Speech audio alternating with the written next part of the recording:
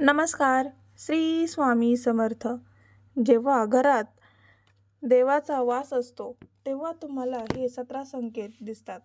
नमस्कार मित्रांनो, कसे आहात सर्वजण? आशा व्यक्त करते छान असाल. जर तुम्हाला रोज सकाळी हे संकेत दिसले तर समजून जावे की तुमच्या घरात देवाचा वास आहे. ते चिन्ह काय आहे आज आपण याबद्दल बोलणार आहोत. देवाला प्रसन्न करण्यासाठी लोक अनेक प्रकारच्या पूजा आणि उपवास करतात. सकाळ संध्याकाळ दिवा लावण्यापासून ते देवाला अन्नदानही करतात, जेणेकरून देवाचे आशीर्वाद त्यांच्यावर राहतील आणि त्यांना आयुष्यात कोणत्याही प्रकारची समस्या येऊ नये. आपण सर्वजण हे जाणतो की देवाची आराधना आणि पूजा केल्याने तो आपल्यावर प्रसन्न होतो. परंतु तुम्हाला माहिती आहे का की तो आपल्याला याबद्दल एक इशारा देखील देतो. आज आपण या चिन्हांबद्दल जाणून घेऊया, जे तुम्हाला सांगतात की देवाचे विशेष आशीर्वाद तुमच्यावर आहेत. मित्रांनो, जेव्हा तुम्ही पूजा करता तेव्हा देव तुमच्या घरात वास करतो, मग तो प्रत्यक्ष असो किंवा अप्रत्यक्ष. जेव्हा तो घरात राहतो तेव्हा तुम्हाला ते नक्कीच जाणवते. काही वेळा तुम्ही त्यांना पाहण्यास सक्षम देखील असाल. अनेक वेळा असे घडते की देव तुमच्या घरात वास करतो, पण तुमच्या काही चुकांमुळे, तुमच्या काही कर्मामुळे तो परत येतो. कारण त्यावेळी लोक अनेकदा ही चूक करतात. असे अनेक लोक आहेत ज्यांच्या घरी देव राहतो, पण त्यांना स्वतःला यांची जाणीव नसते आणि ते स्वतःच त्यांचा अपमान करून त्याला परत पाठवतात. म्हणे, मी रोज देवाची पूजा करतो, पण तरीही मला देव का दिसत नाही? तर तुमच्या या सर्व कृतींमुळे तुमचा देव क्रोधित होतो. म्हणून आज आम्ही तुम्हाला या व्हिडिओमध्ये त्या लक्षणांची सविस्तर माहिती सांगणार आहोत, ज्याद्वारे तुम्ही स्वतःच समजू शकाल की देव तुमच्या घरी आला आहे. चला तर मग जाणून घेऊया त्या चिन्हांबद्दल.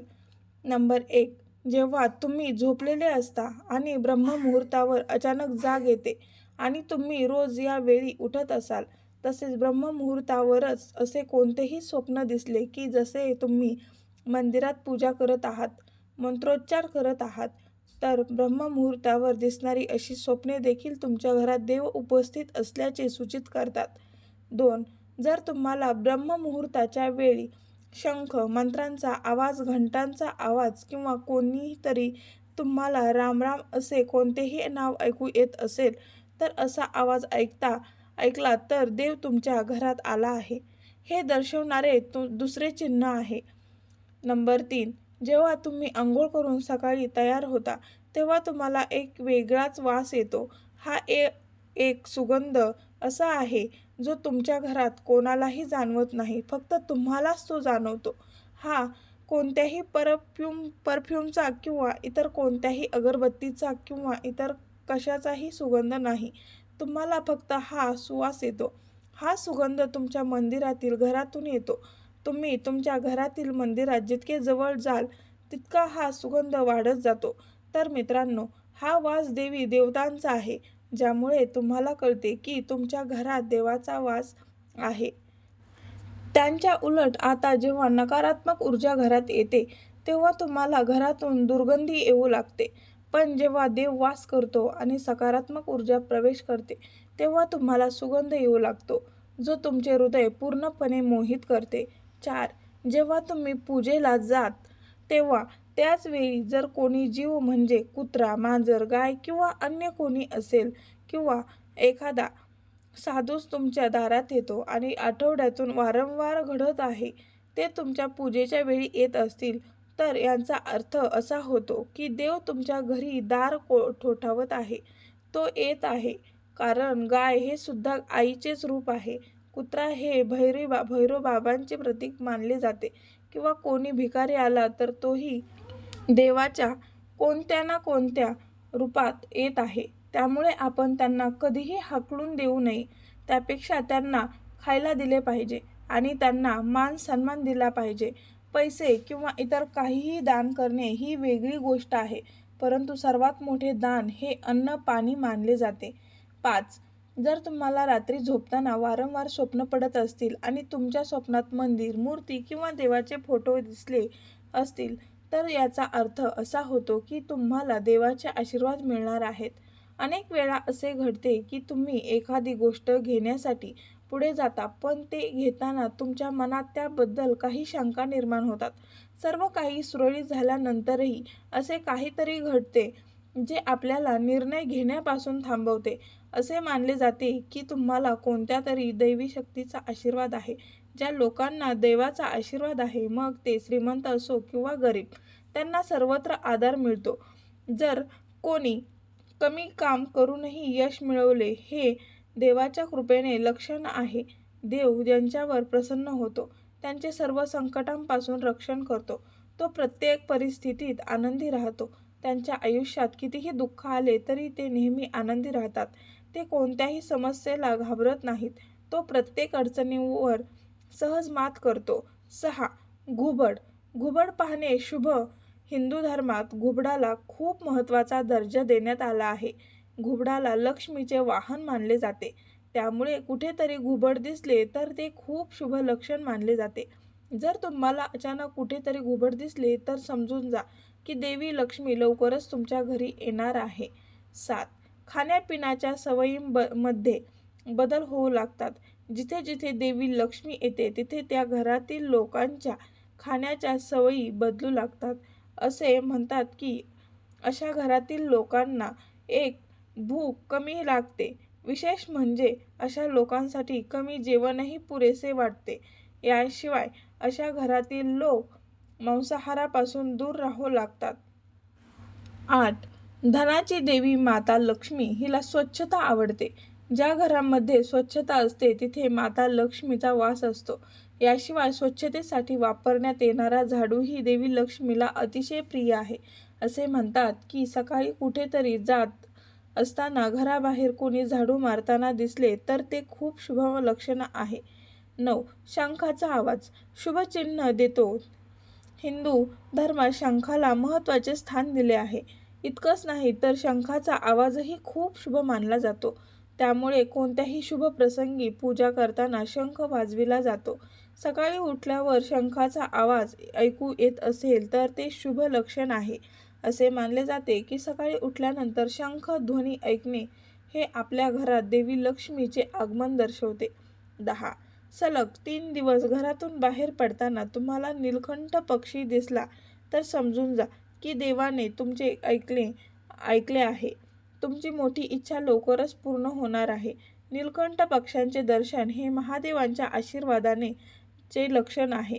जर तुमच्या घरासमोर पांढऱ्या गायी वारंवार येऊ लागल्या किंवा एखाद्या दिवशी एखादी पांढरी गाय तुमच्या घरासमोर येईल आणि आपल्या वासराला दूध पाजेल, त्यामुळे तुमच्यावर देवी देवतांच्या कृपेचा हा स्पष्ट संकेत आहे आणि हे सूचित करते की तुमची प्रार्थना यशस्वी होत आहेत आणि तुमच्या आयुष्यातील सर्व समस्या दूर होणार आहेत.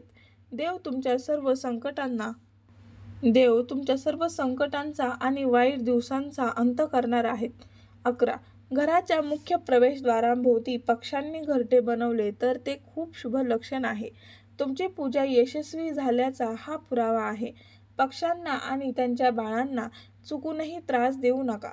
त्याऐवजी त्यांच्यासाठी अन्न आणि पाणी ठेवा.